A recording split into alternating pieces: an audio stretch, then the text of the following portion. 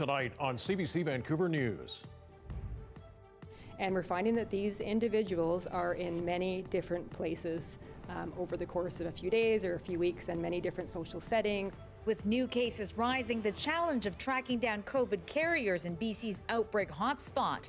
Also, the selfishness of the people choosing to go out and prioritize their summer plans over a global pandemic is actually staggering.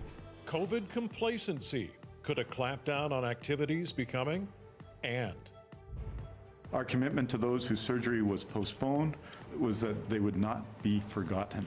How BC hopes to clear the surgery backlog in 15 months.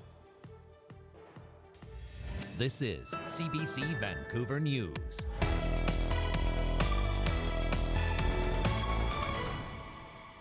good evening. Thanks for joining us. BC's COVID-19 curve continues to bend in the wrong direction tonight. Health officials are reporting another 30 new cases of the virus in our province, on top of the 102 from the weekend. They say the upward trend is concerning, but believe it can be turned around. The 30 cases today bring BC's total to 3,328. But again, no new deaths to report today. That total stays at 189. 15 people in hospital, 3 in intensive care. 2,873 people have been recovered, and that leaves 266 active cases. Now, we've been warned by Dr. Bonnie Henry that a few missteps could lead to a resurgence of cases. That is certainly the case in the Interior Health region, where another 11 cases are being confirmed tonight. Health officials are still trying to track down people who may have been exposed to the virus. But tourists are still flocking to Kelowna, where the most recent and concerning outbreak started. And as Brady Strachan reports, it's leaving many locals on edge. Just looking at the throngs of people at the beach today, you might not realize Kelowna was in the middle of a coronavirus outbreak. The beaches, parks, and the city's main downtown shopping street are crowded, with very few people, if any, wearing masks. It's the kind of behavior that worries locals. I think it's really selfish. The people say that it's a hoax. Like I say, if it's a hoax, who the hell are they burying? That worries me because we live down here, so we really don't go into any restaurants until this settles down a little bit. And they're not alone. It's not a normal summer, and we want to get that message out. This is not a summer where we should be engaging in large gatherings with people we do not know. The region's chief medical health officer says that message is even more important now because of a spike in COVID cases in Kelowna this month. The Interior Health region saw only a handful of confirmed COVID cases for the entire month of June. But then, starting this month, a surge of cases linked to spread among people who attended indoor parties at resort hotels and visited downtown restaurants and tourist sites. As of Monday, the province confirmed 60 cases linked to Kelowna. Now, health officials are doing the important work of contact tracing to identify people who may have been exposed to the coronavirus and have them tested. The majority of these cases in Kelowna over the last couple of weeks have been in 20 to 30-year-olds, and we're finding that these individuals are in many different places over the course of a few days or a few weeks. Pollock says some people testing positive have come into contact with up to 30 people, making the opportunity for spread that much more likely. News of the surge in cases has some residents unsure of what to do. And it makes me feel a little bit weird because I went to the park to play basketball, but people don't come home and you can't do that. But then it's like, am I safe to continue going out to play basketball, So it's like, I'm not really too sure. And meanwhile, the virus continues to spread. Putting a stop to summer in Kelowna, though, just doesn't seem to be an option. Brady Strachan, CBC News, Kelowna. In fact, shutting down summer doesn't seem like an option anywhere in our province. In Metro Vancouver, social interactions appear to be increasing no matter where you look. As Tina Lovegreen explains, health officials say it's not too late to change the trend. It's peak summer and people have been out enjoying the sunshine.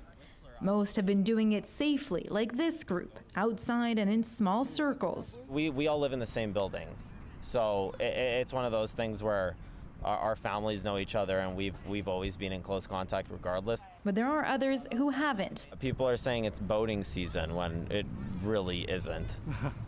Regardless, like, it's a pandemic. Reports of people throwing boat parties to bars in Yaletown packed to the rim, or large dinner parties at restaurants, sparking fear that BC will soon have to take a step back. I mean, I hope that people will continue to, tighten up their social circles as a result of the new numbers, but I honestly don't have too much faith in that. Businesses say shutting down again would be detrimental, especially the hard-hit hospitality and tourism industry, which is asking the government for a $680 million recovery package. We're talking about 19,000 businesses across the province that are in absolute dire straits. You're talking about the largest attractions in our province that are down to 10% of what they normally would be this time of the year. But recent infections have been linked to hotels, restaurants, and boathouses. The industry says it's doing all it can to keep people safe. The public can be assured that we're going to do whatever we can as an industry to make sure that these things don't happen. But of course, we can only control people so much. The health minister again asking people to recommit to physical distancing. I think we are going to have to adjust and adjust and adjust again and again and again throughout this pandemic. But some have little hope. But I don't think people are going to wise up because you always think that you're the exception to the rule. The key message from health officials: don't prioritize your summer plans over the well-being of others. Tina Lovegreen, CBC News, Vancouver. Now, as the pandemic hit, thousands of elective surgeries were postponed across the province.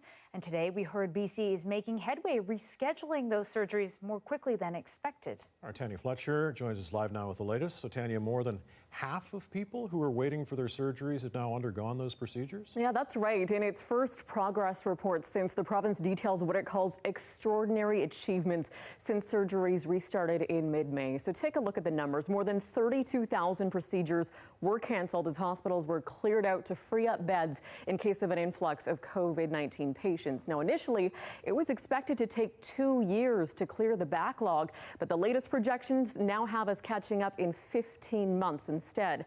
Health authorities have since caught up there on 52% of surgeries that were canceled during the peak of the pandemic. Now, overall, the health minister says our surgical system has ramped back up to near normal pre-COVID levels, and that means all of BC's operating rooms are operating at full capacity at all hours of the day. We're talking about using existing resources to their full, and that means the summer, and that means weekends, and that means you have to, of course, work with your team. You have to have more resources in place. But I think in a public healthcare system in 2020, we have to use the resources that we have to the fullest possible extent. And Tanya, staffing levels were also a big concern in terms of being able to resume at full strength. What's the latest on that? So BC has recruited now an additional 235 nurses and technicians to help fill the staffing gaps. But health officials were asked, how long this full steam ahead schedule can continue. Can BC maintain this kind of pace even after we catch up from COVID alone? Well, they say that hinges on hiring even more employees. The physical resources, i.e. the ORs, are there. The beds are there. We just need to increase the staff so that there is not felt to be a need for that summer slowdown, as well as extending on weekends.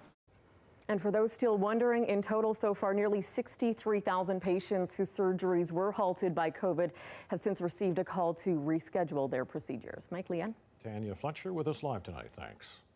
And COVID-related safety violations continue to climb in the wake of the pandemic. WorkSafe BC says it has logged 1,700 reports since the beginning of the outbreak. 334 orders have been issued to BC businesses for violating coronavirus safety measures as of July 3rd. WorkSafe BC has received more than 11,000 calls in that time. Most were questions, but there were 1,728 reports of potential violations. The majority of violation orders went to the service sector, followed by manufacturing and construction. WorkSafe BC introduced a new app today to try to help employers better develop workplace safety plans. Well, a mysterious phone call to the Lynn Valley Care Centre is being investigated by police in North Vancouver. The care home says the call was a hoax and compromised the health and safety of residents and staff. It happened the day the facility reported Canada's very first COVID-19 death. But as Mickey Cowan reports, some family members of residents say what happened at the hard-hit care center had little to do with that call. The Lynn Valley Care Center says a hoax phone call in early March left them deeply alarmed. In a letter, the care center says the call appeared to originate from health authorities. The center says it diverted time and resources from the challenges of COVID, and it spawned needless fear among residents, their families, and staff. I really take exception to that because we did not know about anything about the hoax call. Kathy Boyd's 82-year-old mother is a resident of the care home. Boyd says this is the first she's heard of the hoax. She says family members like her were fearful for the health and safety of loved ones. We saw with our own eyes that there was a lack of care. It had nothing to do with a hoax phone call. At the time, the center was at the beginning of a COVID-19 outbreak. The same day of the phone call, the center had its first death. There aren't many details about the content of the call, and Lynn Valley Care Center is refusing to comment further. RCMP say they're investigating. They've made an arrest but released the suspect. Government officials aren't impressed the call happened at all. I think it's absolutely outrageous. I know it's being fully investigated, and the individual or individuals involved can expect, I hope, to face the full extent of the law. Boyd says she wishes the care home would focus on moving forward instead and on caring for residents. It's just really frustrating. My mom has declined significantly in her health. In total, 52 center residents were infected by the virus, including Boyd's mom, Donna McPherson. She survived the infection. 20 others did not. Mickey Cowan, CBC News, Vancouver. When next month's virtual Pride Parade takes place, the BC Liberals will not be included. The Vancouver Pride Society is excluding the party for failing to take action against a caucus member accused of homophobia and transphobia. At issue is Chilliwack-Kent MLA Laurie Thronis's defense of a Christian magazine article supporting conversion therapy. He's also continuing to buy advertising in that publication. Party leader Andrew Wilkinson says anti-discrimination is a condition of caucus membership, but he's been silent on calls for the removal of Thronis from caucus or from his role as the critic for children and family development and childcare. The Society says it's the first time the Liberal Party will be banned from the parade. Well, busy volunteer search and rescue crews in BC are getting more stable funding from the province. SAR crews will now receive an additional $6 million a year starting in 2022. That's on top of last year's announcement of $10 million a year to support operational costs. Since January, ground search and rescue volunteers have responded to more than 700 calls throughout the province. The new sustainable funding means groups can plan longer term and adopt new technology to increase safety and response efficiency. There are over 2,500 people who volunteer with search and rescue crews in BC.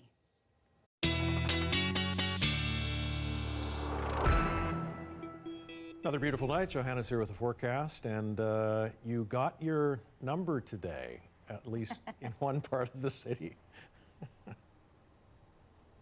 I did. We hit that 25 at YVR. I like, Mike, that you know I've been tracking that closely. Yes. First time we've hit 25 degrees this season, and that's the latest we've hit 25 degrees for Metro Vancouver, or for YVR anyway, in over 3 decades. So that shows you how our climate's changed, but also how cool this season really has been. This bout of summer, though, obviously having a flip side. I want to show you the current temperatures across the south coast because we are beginning to see a spike in fire danger. Here's the current temperatures, 25 in YVR. We actually hit a 27 a couple of hours ago with a humidex feeling like low 30s, and we're seeing those low 30s in temperatures across the southern interior. So check out the fire danger rating today.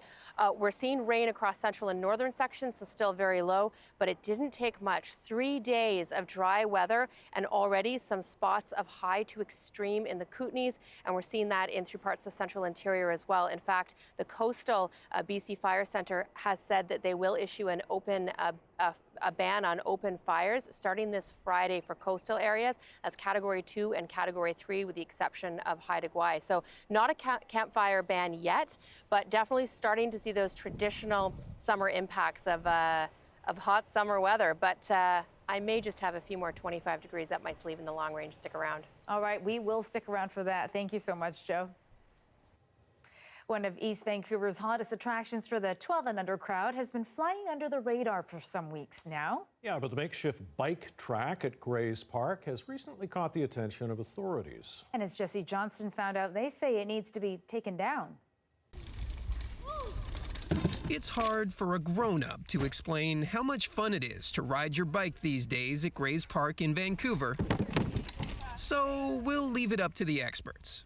It's like when you when you go down and then so you go up and then you go down. On the pump track, my favorite bit is where you go flying up and land it. Shortly after the COVID-19 pandemic hit, kids in the neighborhood were bored. So someone set up bike ramps and a course made out of berms and mounds of dirt called a pump track. Since then, the place has been packed. It kind of brings everybody together and there's not much to do, so this is like a great way to just get exercise and come out. The first time I came here, I actually had never gotten air off of a jump. Yeah, same. And then I started clearing. This is actually where I learned to start clearing jumps. But there's a problem. The city found out about the bike park last week. Inspectors deemed it unsafe, so it will be removed on Thursday.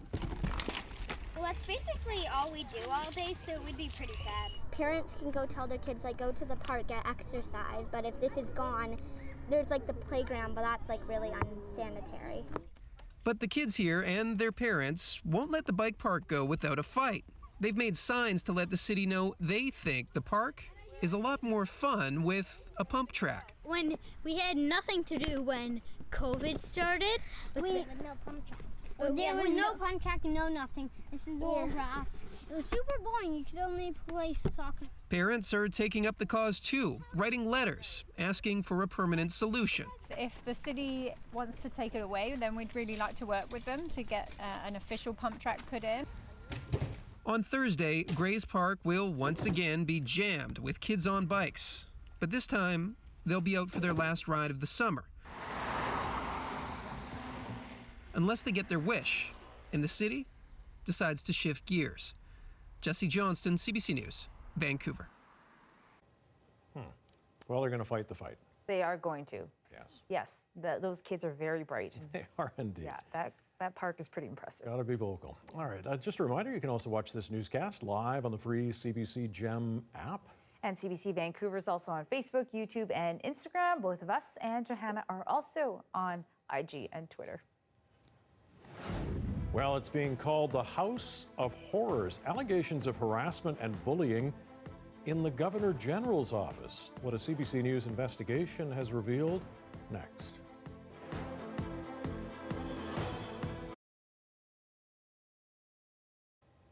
And thanks for watching our live stream and staying with us through the television commercial break. Well, there's a unique new business making tracks in New Brunswick that helps visitors get outside and beat the COVID blues. It offers some interesting companions for people who want to take strolls along the beach or walks in the woods.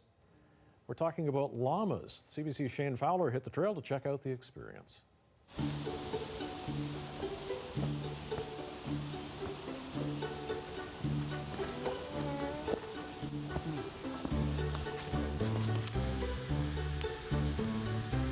So originally, I had just Pearl and Luna, my two alpacas, and they were under a year old, so they were smaller, and they fit in my Mazda 3. So I would bring them in my car, bring them to the beach for little leisure walks, and they would love to go in the water, take a dip, especially on those warm days.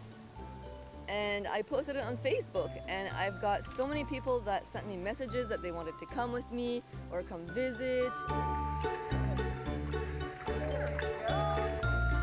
Then people just went crazy for it and everyone wanted to come and join me. So then I thought maybe it would be a good idea to have a business out of it. And these guys seem to be enjoying it. Oh, they do. They have lots of slow energy.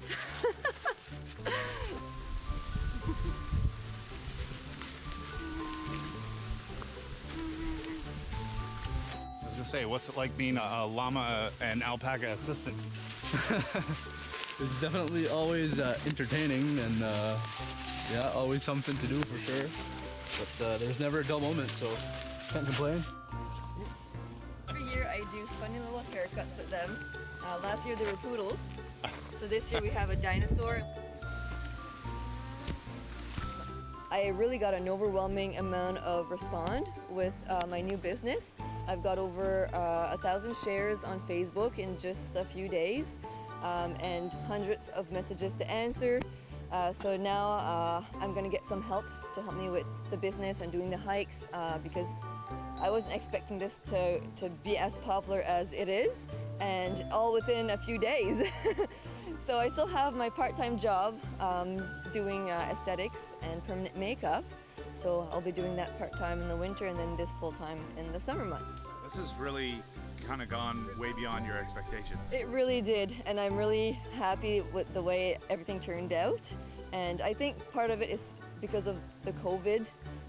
People are trying to find different things to do and, you know, stay in the province. So animals bring lots of joy to people. Okay. Yeah. Oh my.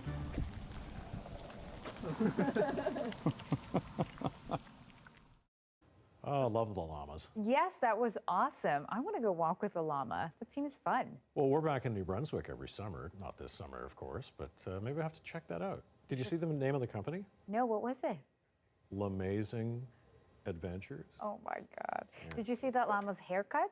He looked like a little dinosaur. Lovely. All right, stay with us. We'll be back in a couple moments.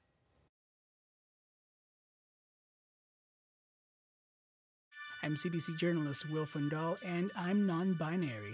But what exactly does that mean? We'll answer some of the gender questions you always wanted to ask in our new podcast, They and Us. Listen now.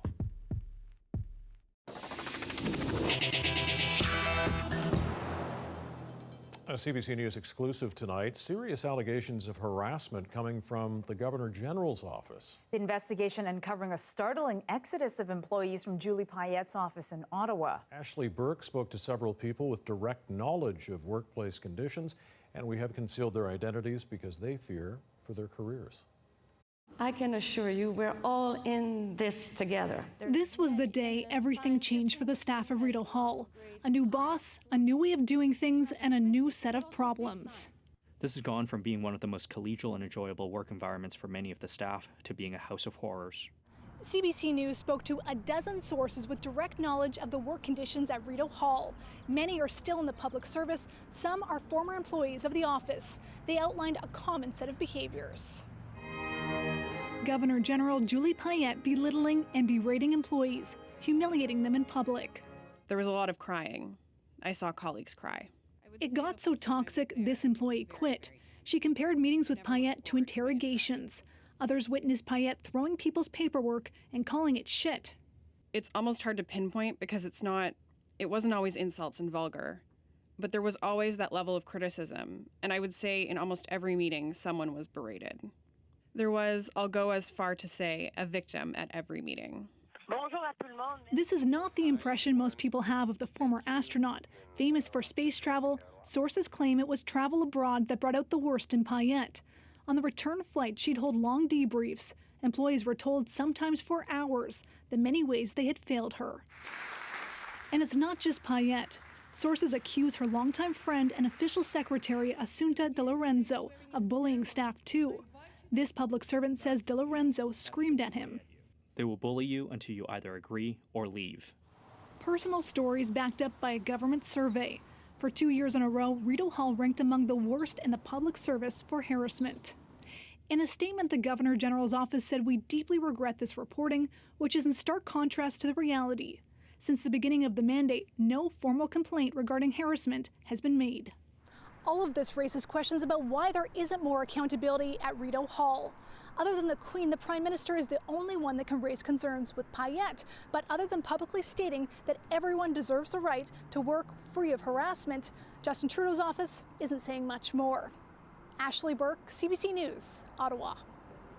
And still in Ottawa, the Prime Minister returned to his seat for question period today. And Conservative leader Andrew Scheer used the chance for a face-to-face attack. As Evan Dyer reports, Justin Trudeau deflected those attacks squarely onto the public service.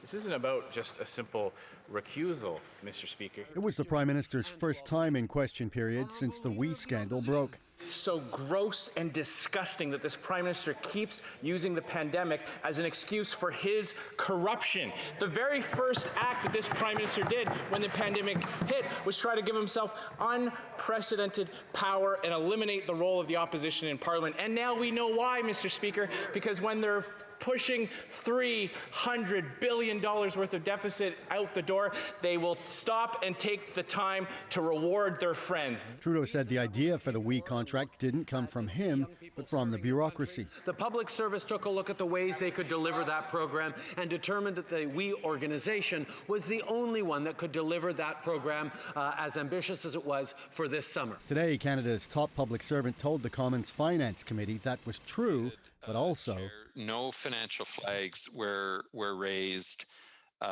through this process about the WE charity. To the best of my knowledge, officials did not engage in detailed scrutiny of the financial affairs of the organization. And if Ian Shugart appeared to back the government's version of who selected WE, the head of one civil service union disagreed with the idea that WE was better qualified than the government's own workers, saying the charity was only able to handle the program at all because of the large amount of money the government was willing to give it.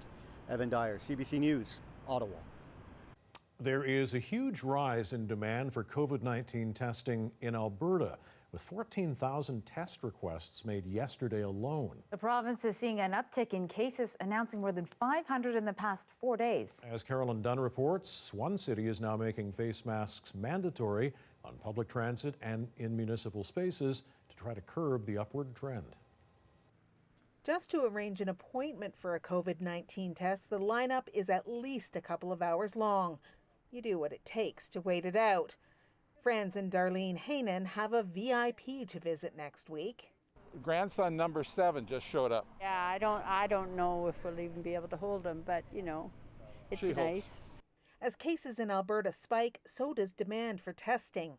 14,000 requests yesterday alone, the highest number ever. Concerned enough, I want to make sure that I'm good just because I'm going to see some relatives at a province next week. So based on that, they're more susceptible than I am. Last week I went out, I went downtown, so figured it was probably best to come here. To try to stem the concerning uptick in cases, Calgary City Council is considering making masks mandatory in all indoor public spaces and public vehicles. And I would like to not have to lock down again. And if masks help us to not lock down again, I think that's pretty compelling. Despite the surge in cases, Alberta is forging ahead with reopening schools full-time in the fall. The province believes a return to school is what's best for students and parents. The bottom line is that young people, especially children, are at low risk of infection and very low risk of severe health outcomes from COVID-19. The best way to have safe and healthy schools this fall is to start the school year with a low count of cases in the population, giving Alberta about 6 weeks to crush a curve that is headed in exactly the wrong direction. Carolyn Dunn, CBC News, Calgary. U.S. lawmakers are trying to hammer out a new coronavirus relief package for the economy. Democrats say a Republican-backed proposal fails to help those who are hurt most by the virus-induced downturn. As Salima Shivji reports tonight, with a deadline looming, the Trump administration is adding its own demands for passage of the bill. With the president now saying wearing a mask is the patriotic thing to do, the White House is again insisting he's not endangering others when he doesn't wear one. The president is the most tested man in America. He's tested more than anyone, multiple times a day, and we believe that he's acting appropriately. He may be getting tested regularly with swift results, but that's not the case for many Americans. Long lines and waits are a constant as hospitals in some states are overrun with the infected. Still, Congress is haggling over funding for those tests amid reports the White House is blocking a request from Senate Republicans to include more of it in a new relief package. Not so, says the president's press secretary. Currently in federal coffers, we have $10 billion, that's with a B, unspent, that is allocated for testing. And we want to ensure that in phase 4, there is money that is targeted for testing in the way that makes most sense. With many states rolling back reopening, the Republicans are adamant about what they want in the next coronavirus relief bill. More than $100 billion to help schools reopen safely this fall. But they are far apart from the Democrats, who want to see far more money for those in need. The Republican proposal appears destined to fall drastically short of what's required. From all indications, the bill will prioritize corporate special interests over workers and Main Street businesses. Negotiations are expected to be messy and long, with a $600 a week boost to unemployment benefits hanging in the balance, set to expire in a matter of days. If I'm getting the $120 a week without this extra $600, what happens if I'm not going back until October, November, December? Leaving her and millions of other Americans waiting, hoping for an extension that comes in time. Salima Shivji, CBC News, Washington. Well, BC has flattened the curve, but now a spike in cases. Why, after months of sacrifices, it seems some are letting up. We'll speak to a psychiatrist studying COVID-19 next.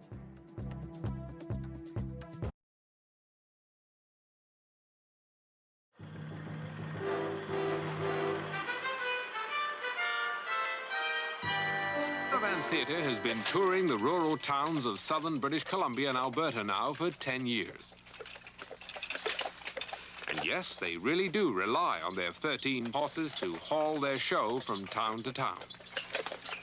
The reason why we wanted to start a theatre company of this kind was that we felt there had to be some medium for going to small towns and reaching people in an intimate way. We also wanted to try and broaden the horizons of theatre. Wanted to try and bring it back to sort of its more popular format that it was when it was originally working well, back in Shakespearean days and back in medieval times. The 23 members of the company put on a serious play at evening performances, but this is Saturday afternoon. Time to invite the local community in for a carnival-style show that displays something of the art and the lifestyle of these gypsy troubadours. Put your money down. The wheel goes around and you walk away rich, rich, rich, rich, rich. It has its own style of performance. It's a mixture of professional actors, professional musicians, clowns, non-professional actors, horseshoers, cooks. Everybody has some part in the performance, and it's not amateur theater and it's not professional theater. I hope that what it's trying to be is popular theater. Next year, they'll make their first venture into Eastern Canada. Colin Holt, CBC News, at Vernon, British Columbia. At the British Columbia Legislature this morning, Bill Richards of Dome Petroleum was the last to arrive. The men from Petro-Canada, West Coast Transmission, and Carter Energy were there early, like laid-off workers waiting for a job. Well, perfect timing, eh? We thought you were going to miss it. Well, we debated. It's like one of the Oscars. I am pleased to announce today that the government of British Columbia has selected the Western LNG project led by Dome Petroleum. Dome wants to build a new pipeline to take mostly Alberta gas to the BC coast, a plant to liquefy the gas, and special tankers to ship it across to Japan.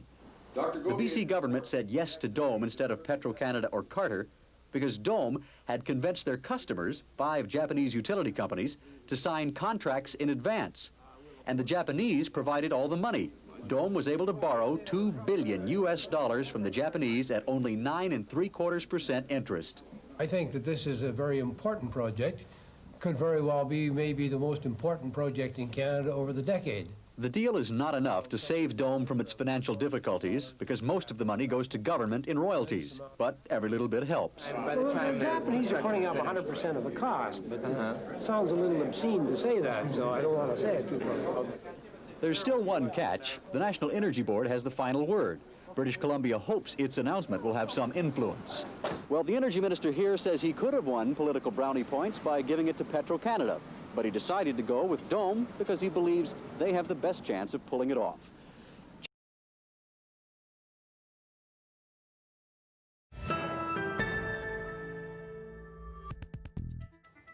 At one point in the pandemic, BC was a shining example of how to limit the spread of COVID-19.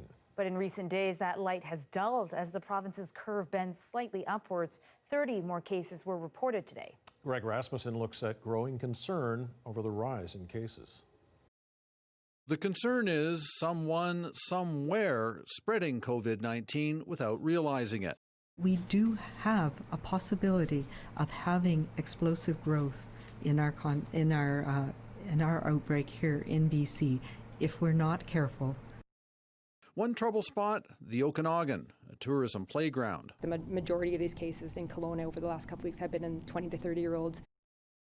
Contact tracing shows more of those testing positive have been widening their social circles, visiting more people in more places. For those hosting summer gatherings, a warning. We have to keep track of who's there, and somebody's got to be responsible for that, because if something happens, that allows us to do what we absolutely have to do, which is trace the contacts and break the chains of transmission. The tourism industry says it's taking precautions. But we cannot control the behavior of every single person. For experts modeling the pandemic, it adds up to trouble. The chances of somebody who's in that infectious phase being on vacation or traveling for work or whatever is going to increase, and you're going to start to see the epidemic spread across the province. In the parks and beaches, many are well aware of what's at stake. The selfishness of the people choosing to go out and prioritize their summer plans over a global pandemic is actually staggering, and it tells you a lot about the priorities of the people around you. With the U.S. experience perhaps the best cautionary tale for people here. Greg Rasmussen, CBC News, Vancouver. As you've just heard, we're starting to see the number of new COVID cases climb.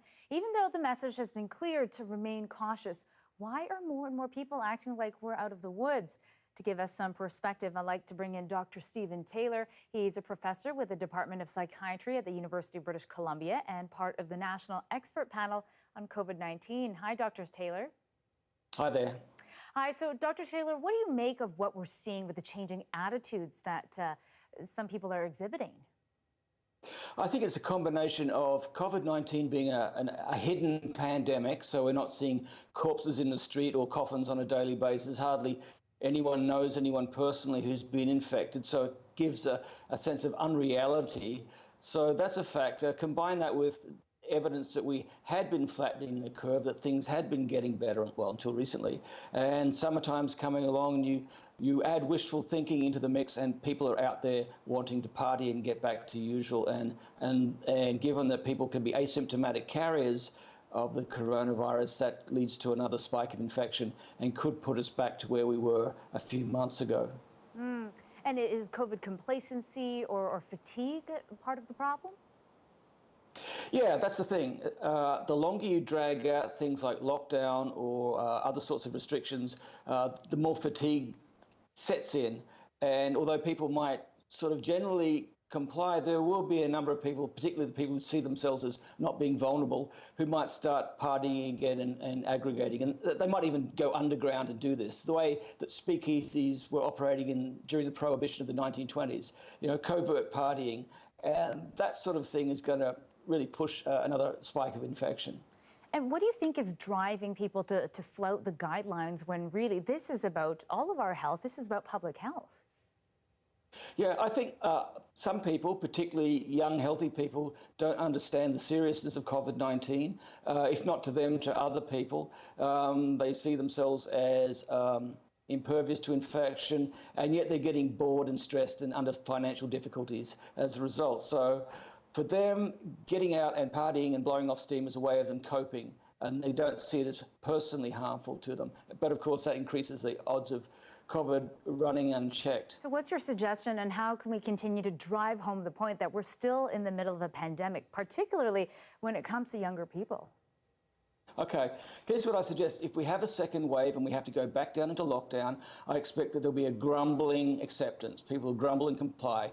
However, I think the government can do two things to make this easier. When you deal with any kind of stressor, it's important to increase the amount of predictability and controllability. That's going to make it easier to cope. And if we have to go into a second lockdown, the government can help by using statistical modelling data to make it more predictable. Okay, we're going down for lockdown, give them a duration. It's going to be 6 weeks. If we all do our best, we'll be out of lockdown. So that's making it more predictable. Making it more controllable is reducing the amount of personal financial stress, and that unfortunately is going to require more bailout packages. So that's what the government can do. At a personal level, if you have to go back into lockdown, you can ask yourself, well, this is the second time around. What did I learn last time? What went well? What went not so well? What could I do differently? And remind yourself that the more you go out and party, the longer this will last. But I think what we'll also need, of course, are more mental health services, digital mental health services to help people cope with the ongoing stressor of COVID-19 and all the uncertainties associated with it. And what can we do in the meantime to prevent going into a second lockdown? I think we really need to take what our health authorities are saying seriously. If Bonnie Henry says she's 102% concerned, then we should be 102% concerned as well. And we should renew our efforts at social distancing, at hand hygiene, and wearing masks. All right. Thank you so much, Dr. Stephen Taylor. Thanks very much. And it's no secret the pandemic has been hurting economies all around the world for months. But Canadian retailers saw a big bounce back in May, with sales up 18%. Cars, sporting goods, and books were the driving factors. But is that growth sustainable? Peter Armstrong looks into it. Jenna Lamb has a carefully curated shop in Toronto's West End, just bursting with kids' gear. DIY kits and crafts were really popular. Just the kind of products you need to get the kids through a lockdown. She ramped up online sales, but still worried she may not make it. Fear very quickly subsided because the customers came through and offered so much positive feedback and showed a lot of love. As the restrictions lifted, customers returned and Lamb's store is thriving again. We're still down, but the increase month to month makes it very promising. We're still a little bit short. When we talk about retail sales, we're largely talking about groceries. Food sales are off the charts since COVID hit. In May, some pent-up demand led to a surge in sectors like auto sales. But those numbers also show how support programs like the CERB have kept many Canadians above water for now. As we look forward, some of the programs, the income support programs, they'll end. We'll start to have to pay some of those bigger bills that we were able to defer. And yet not everyone will be working. Still, some businesses remain closed. Some are simply going under. And no one has a clue what a second wave will look like. Already, we can see how consumer behaviors have changed in such a short period of time. E-commerce surged by an unprecedented 112% since this time last year. And that doesn't even include American online giants like Amazon. Physical activities. Retailers like Lamb know that online surge may not last, but she sees the trend, and she's already getting DMs from customers near and far. They ask, for instance, do you have the Ollie Ella Dinkum doll in Sprout? And if you don't, can you get it and when? I'd rather support you. Lamb says customers are deliberately choosing to support smaller, independent shops like hers. For now, she's just happy to have them coming back. Convincing them to stay will be the fight for another day. Peter Armstrong, CBC News, Toronto. Edmonton's football team is changing its name. Coming up, we'll tell you what they're going to be called, at least for now, and reaction from fans. 6:42, a live look downtown Vancouver tonight. A very warm Tuesday night, another warm evening on the South Coast. And something happened today that Johanna is very excited about. She's here to tell you about it next.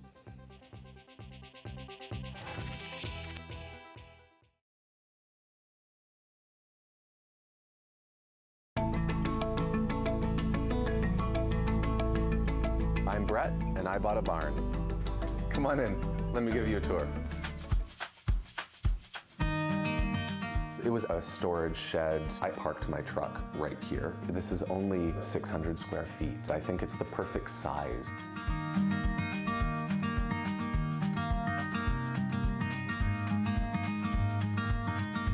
I did everything in this house with my own hands. I was a professional ballet dancer. It's kind of strange because a lot of people think you were a ballet dancer and now you're like a construction dude. For me, it's so similar. I'm creating things in my mind and expressing it with my body. This is my kitchen, my massive island, which is where most of my friends and family come to gather. There was a local potter that handmade each and every tile. I just wanted a space where I could kind of declutter the rest of the kitchen. Clutter makes me feel anxious.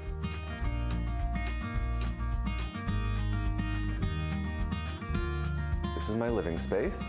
There's some sort of correlation between clutter surrounding you and clutter in your mind. It has little pockets so you can hide things you don't want people to see. I might have a little bit of OCD. The budget was basically just as small as possible. This rug, brand new, it was $500. I got it on Kijiji for half price. Try and make the most beautiful space you can with the least amount of money. The couch is actually secondhand. I just got it recovered and it looks fantastic.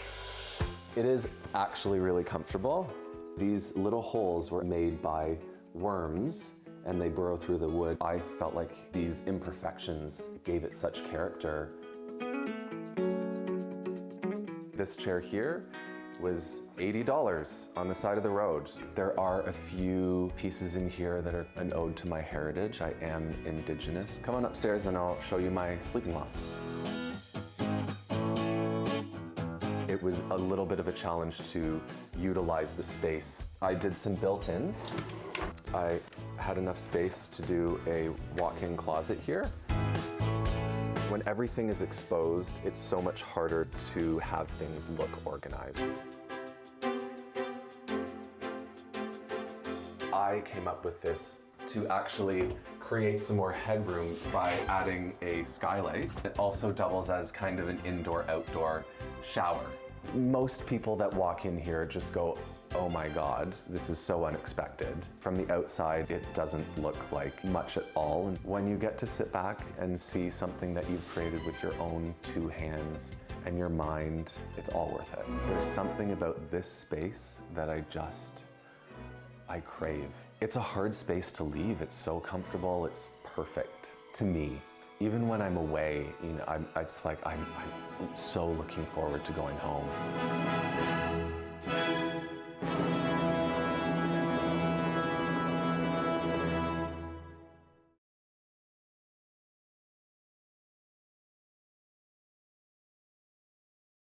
The weather update is brought to you by Fortis BC. Using more energy these days? We've got energy saving tips, easy upgrades, how-to videos, and more.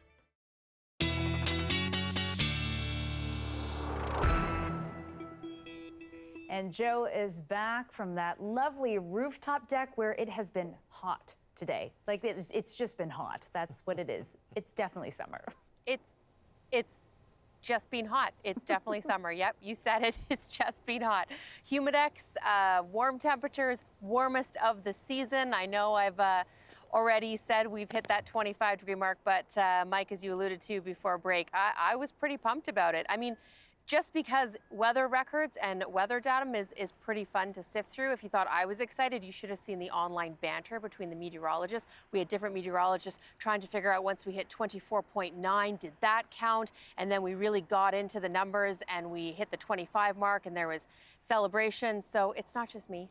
27 was our official mark. I've just got to show you the sky behind me. You know I'm going to nerd out for just a moment. You can actually see this sort of band of high cloud above me. I'm going to show you that in the satellite in a moment, but some beautiful cirrus changing in front of our eyes. Cirrus fibratus is what you can see, that sort of a fibrous cloud. Even getting some mountain waves, cirrus stratus behind me, the whole works. But yes, increasing cloud is that decoded. Let me show you what it looks like on the satellite and radar. That tiny little band of cloud you can see off towards the northwest, that is trying to make its way down into our forecast zone, really just bringing us the high cloud through the overnight. I think by the time we hit the forecast for tomorrow, we'll clear right back out. And you can see that showing up in the forecast precipitation.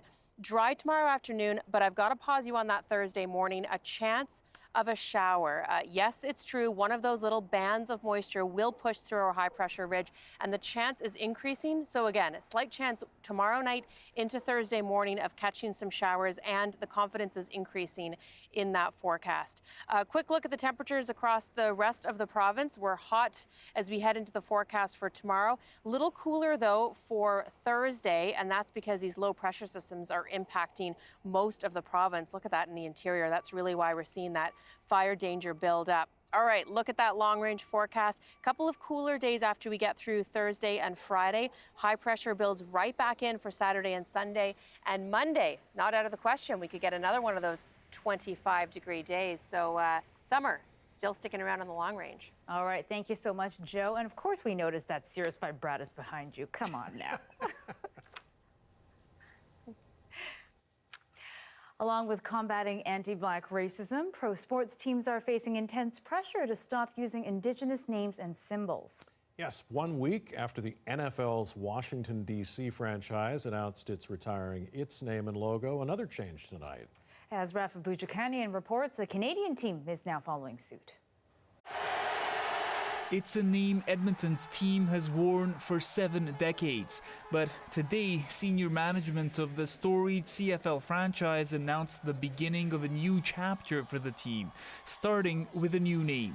To those of us who spent our formative years bundling up to sit in the stands and cheer on our team in below zero temperatures, the name Eskimos meant tough, resilient, never give up. But for many, especially Canada's Inuit, the name was offensive and hurtful. Inuit leader Nathan Obed has long fought for change. He says today's announcement was overdue. Inuit are not mascots. We're not monikers. We are a people. The franchise resisted calls for change for years. But today, the team admits times are changing. Our most recent opinion research shows plainly that views are shifting quickly. Those shifting views have included major sponsors. Bel Air Direct had told the team the name needs to go, and Boston Pizza even ended its partnership.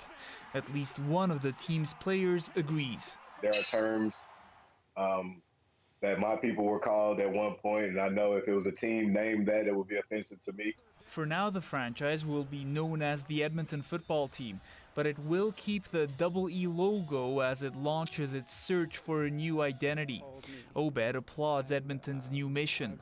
I've talked to a number of people who I was teammates with or I coached in hockey, and it's great to see that my peers and those people who are fellow athletes were some of the first people that came to me and said they were so relieved and happy that the name was changing. A new journey for a veteran club looking toward the future. Rafi Bujikanian, CBC News, Edmonton. And the Edmonton football team and the rest of the league could soon be playing games in Winnipeg. It has been chosen as the tentative hub city for the upcoming 2020 CFL season. The CFL choosing Winnipeg over bids from Calgary and Regina. Its hope to shorten schedule will begin in September with 60 games over 15 weeks. But there are still many hurdles. The league and union still have to come to an agreement on terms for a return to play. And public health officials in Manitoba will have to give a thumbs up before we see the return of any professional football in Canada. Imagine sailing the seas for 8 months alone. A Victoria man has made his triumphant return home after doing just that. His incredible tale after the break.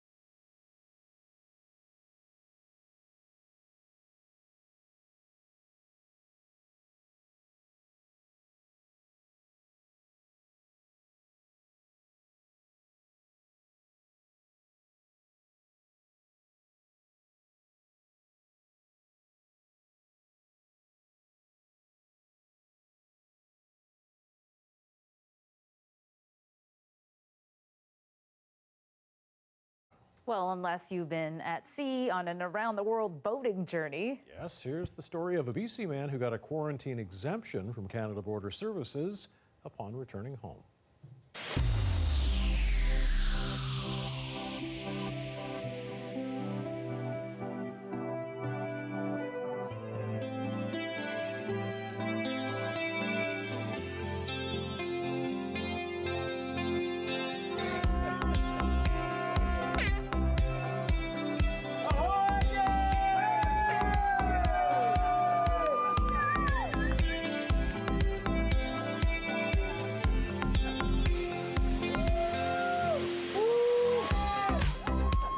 To be back in a city I love with these people here, it's mind-numbing because the people that care about what you've done, there just aren't words for it.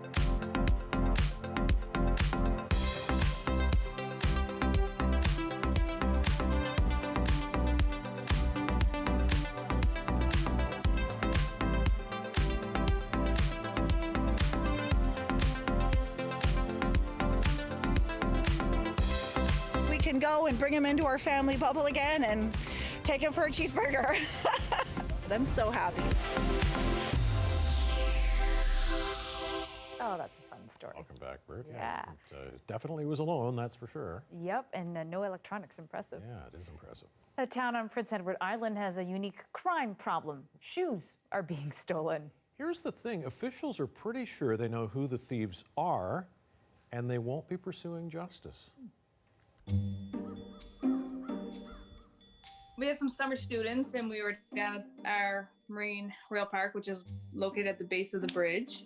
It's owned by the town of Borden-Carleton, so we were down there doing some painting on our boat, and we happened to come across 4 sneakers, not pairs, just individual sneakers.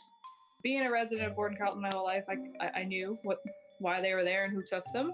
But yeah, we just decided that we would make a post finally and see if we could line these sneakers up with any of our residents. We had a resident let us know right away after we made the post that they had seen boxes going from their neighbor's deck with shoes in their mouth. We think like the mother brings them to her babies and then they play with them and chew them. We found about 10, but the Confederation Bridge staff have found a bunch, as well as government grass cutters around Gateway Village. They've also found some in the past few weeks. I think you can see I still have 3 up here. If we can reunite them with people and they're not ruined, then it saves them from having to buy a new pair of shoes. We have found 1 full pair, reunited them with a little girl, and she thought it was pretty funny. I don't think they're so much wearable as they have chewed the whole back out of them. They're very domesticated around here. They have no problems going through yards and in around cars and stuff, so if you leave something around, they're gonna take it. I think most residents that have been here for a while are pretty good. I think the new ones are gonna get a bit of a shock. They're gonna think, who's stealing just 1 shoe, but really it's our little foxes. See, I would be devastated. I'm a shoe girl. I can't have missing shoes. No, that would be terrible, right? It would be terrible. These little foxes. They're very cute, though. I was wondering, because she mentioned the Confederation Bridge, and Borden was, I think the ferry's still running there as well. How do they get to the island? Because, it is an island. Another mystery. Another mystery to be resolved at a later time. Yeah. Hey, you can always find our newscast online, cbc.ca/BC. Our next local news right here at 11 with Dan Burt after the National. Good night. See you tomorrow.